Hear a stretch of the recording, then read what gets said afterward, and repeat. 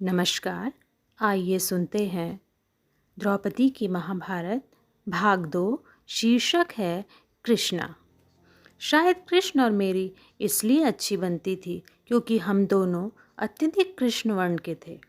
ऐसे समाज में जहाँ दूध बादाम जैसे गोरे वर्ण के अतिरिक्त प्रत्येक वस्तु को हीनता से देखा जाता था, विशेष रूप से किसी कन्या के लिए कृष्ण वर्ण होना अत्यंत दुर्भाग्यपूर्ण था। इसके कारण मुझे घंटों अपनी सेविका के हाथों गोरा करने एवं अनेक चर्म छीलने वाले मरहमों से पोता जाता था। अंत में उसने हिम्मत छोड़ दी। यदि कृष्ण मेरे साथ न होते तो मैं भी निराश हो जाती। यह स्पष्ट था कि कृष्ण, जिनका वर्ण मुझसे भी अधिक काला था, उस रंग को दोष नहीं मानते थे। मैंने उनके विषय में अनेक कथाएं सुन रखी थी कि अपने निवास स्थान वृंदावन में किस प्रकार उन्होंने वहाँ की सभी 16,000 स्त्रियों का मन जीत लिया था। इसके अतिरिक्त अपने समय की सबसे सुंदर राजकुमारी रुक्मिणी के साथ उनका प्रेम संबंध था। उसने कृष्ण को अत्यधिक अभद्र पत्र लिखकर विवाह का प्रस्ताव किया था, जिसके तुरंत व उदारमना उत्तर स्वरूप कृष्ण ने रुक्मिणी को रथ में बैठाकर उसका हरण कर लिया था। कृष्ण की अन्य पत्नियां भी थीं, जिनकी संख्या 100 से अधिक थी। क्या कांपिल्य की श्रेष्ठता झूठी हो सकती थी?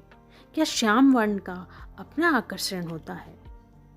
जब मैं 14 वर्ष की थी तो मैंने एक बार साहस करके कृष्ण से पूछा था कि क्या ऐसी कोई राजकुमारी जिसका वर्ण इतना काला हो कि लोग उसे कृष्णा पुकारते हों, इतिहास को बदल सकती है? इस पर कृष्ण मुस्कुरा दिए थे। वह मेरे प्रश्नों का उत्तर प्रायः इसी प्रकार रहस्यमय मुस्कान के साथ देते थे, जिसके बाद अपनी बात पर मुझे स्वयं ही विचार करना पड़ता था।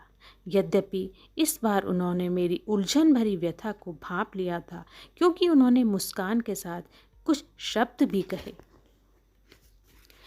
कोई समस्या तभी समस्या प्रतीत होती है यदि उसे ऐसा समझा जाए, और प्रायः लोग आपको उसी प्रकार देखते हैं जैसे आप स्वयं को देखते हैं। मुझे इस अप्रत्यक्ष सलाह पर कुछ संदेह हुआ। सुनने में वह इतनी सरल व सहज लग रही थी कि मुझे इसके सत्य होने पर संदेह था। जब भगवान शिव के उत्सव का समय आया तो मैंने उसे समझने का प्रयास करने का निर्णय किया। प्रत्येक वर्ष इस दिन समस्त राजसी परिवार जुलूस में, जिसमें पुरुष आगे तथा स्त्रियां पीछे चलती थी, पूजा के लिए शिव मंदिर जाते थे। हम लोग अधिक दूर नहीं गए क्योंकि वह मंदिर महल के परिसर में ही था। तथापि वह एक भव्य दृश्य था, जिसमें समस्त सभासद एवं कांपिल्य के सभी नागरिक साथ थे, और उन सभी ने अपने सर्वोत्तम व भड़कीले वस्त्र पहने हुए थे, बिल्कुल उस कार्यक्रम की भांति जिससे मेरी सबसे बुरी उत्कंठा प्रकट हो जाती थी। मैं बीमारी का बहाना बनाती थी ताकि अपने कक्ष में ही रह सकूं, किंतु दाई माँ यह भाप जाती थी और मुझे कार्यक्रम में भाग लेना पड़ता था। एक दूसरे से बात करने में व्यस्त मेरी उपेक्षा करती स्त्रियों की भीड़ में मैं बहुत दुखी हो जाती थी और स्वयं को अदृश्य रखने का प्रयास करती थी। दमकते चेहरों और हंसमुख व्यवहार वाली अन्य राजकुमारियों के बीच मुझे अधिक परेशानी महसूस होती थी। मैं उनके पीछे छिप जाती थी और सोचती थी, काश ध्रुव मेरे साथ होता।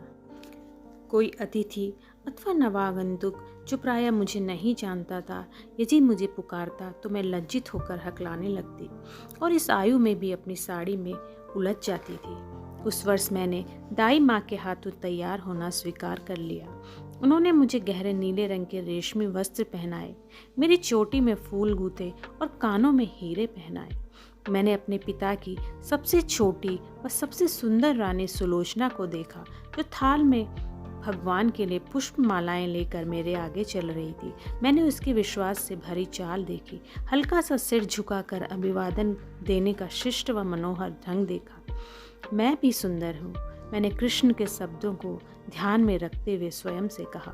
मैंने भी वैसी ही मुद्राएं बनाने का प्रयास किया और पाया कि ऐसा करना अत्यंत सरल था। जब कुलीन स्त्रियां निकट आकर मेरे रूप की प्रशंसा करती तो मैं उन्हें इस प्रकार धन्यवाद देती मानो मैं इस प्रशंसा की अभ्यस्त थी। मेरे निकट से गुजरने पर लोग श्रद्धापूर्वक पीछे हटकर खड़े हो गए। मैं गर्व से अपनी ठुड्डी ऊपर उठाकर अपनी गर्दन दिखाती तो वहां मौजूद युवा दरबारी परस्पर फुसफुसाने लगते और पूछने लगते मैं कौन हूँ और इतने वर्षों से कहाँ छिपी बैठी थी। एक अतिथि भाट प्रशंसापूर्ण ढंग से देख रहा था। बाद में उसने मेरी विशिष्ट चारुता पर एक गीत भी बनाया। वह गीत लोगों द्वारा बहुत पसंद किया गया। उसके बाद कई अन्य गीत लिखे गए। पांचाल की इस अद्भुत राजकुमारी की चर्चा अनेक राज्यों में फैलने लगी। वह उसी यज्ञाग्नि की भांति मंत्र मुग्ध करने वाली थी जिसमें वह उत्पन्न हुई थी।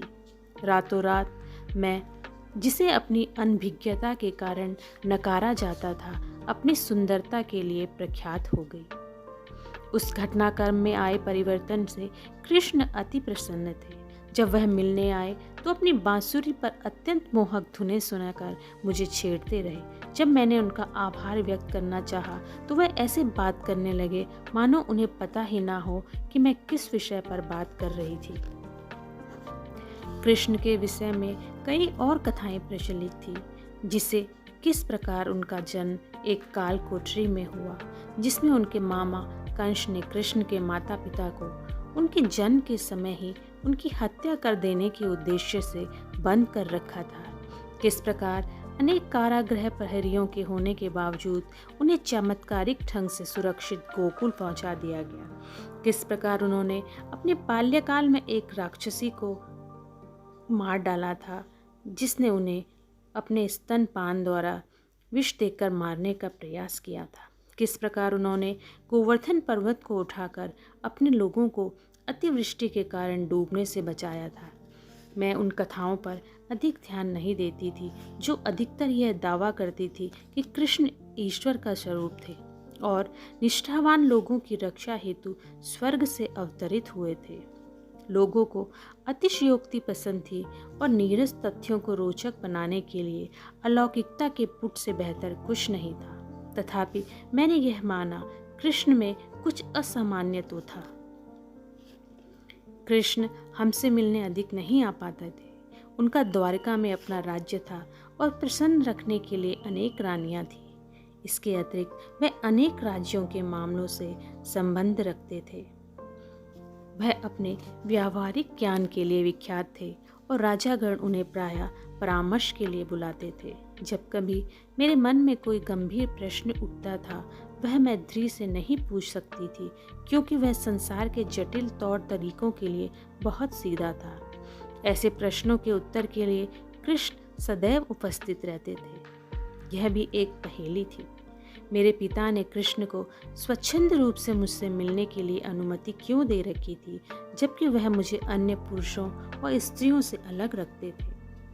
मैं कृष्ण के प्रति इसलिए आकर्षित थी क्योंकि मैं उन्हें समझ नहीं पाती थी। मुझे अपने ऊपर गर्व था कि मैं उन लोगों की विवेचना करने में चतुर थी और मैंने अपने जीवन में अन्य सभी महत्वपूर्ण लोगों का विश्लेषण कर लिया था। मेरे पिता गर्व एवं प्रतिशोध लेने की इच्छा से आसक्त थे।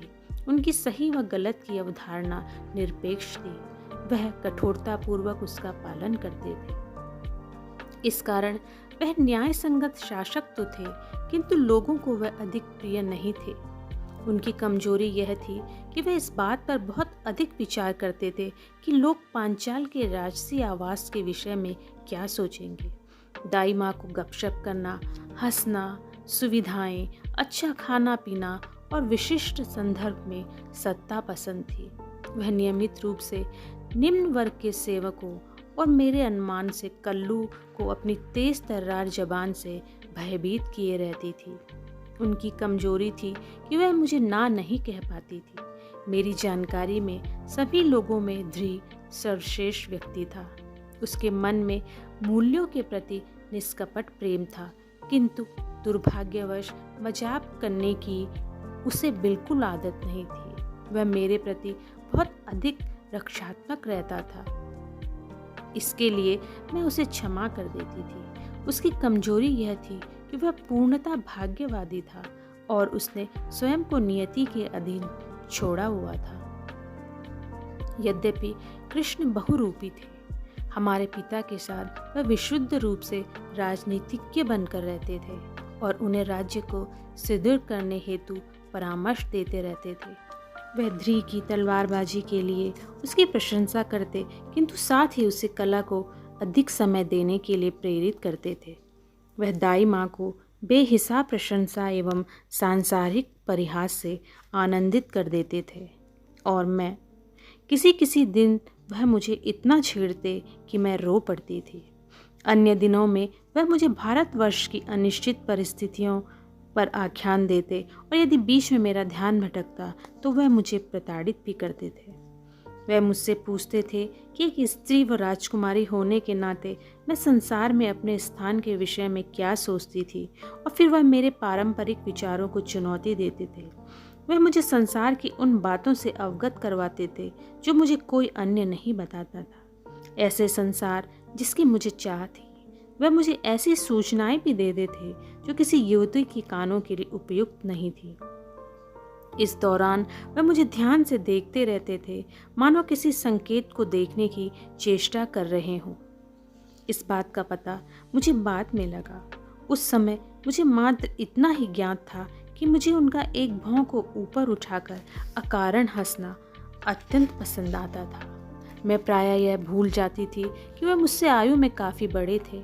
कभी कभी वह अपने राजसी आभूषण उतारकर अपने बालों में सिर्फ एक मोर पंख लगा देते थे।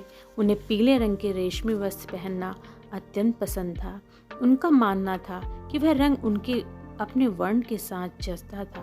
वह मेरे विचारों को ध्यान से सुनते थे, यद्यपि अंत में वह मेरी बात से असहमत हो जाते थे। अनेक वर्षों से मेरे पिता के साथ उनकी मित्रता थी। वह मेरे भाई को भी पसंद करते थे, परंतु मेरा यह मानना था कि वास्तव में वह मुझसे मिलने ही आते थे। वह मुझे एक विशिष्ट नाम से पुकारते थे, जो उनके अपने नाम का स्त्री रूप था, कृष्णा। इसके दो अर्थ थे, जिसका रंग काला हो और जिसके आकर्षण का प्रतिरोध ना किया जा सके। उनके द्वारका लौट जाने के बाद भी उनकी बांसुरी के सुर हमारे अनाकर्षक घर की दीवारों पर शेष रह जाते थे। मेरे लिए बस यही एक सुखद एहसास था, क्योंकि ध्री को उसके राजसी दायित्वों के निर्वहन के लिए बुला लिया जाता था और मैं पीछे से अकेली रह जाती थी।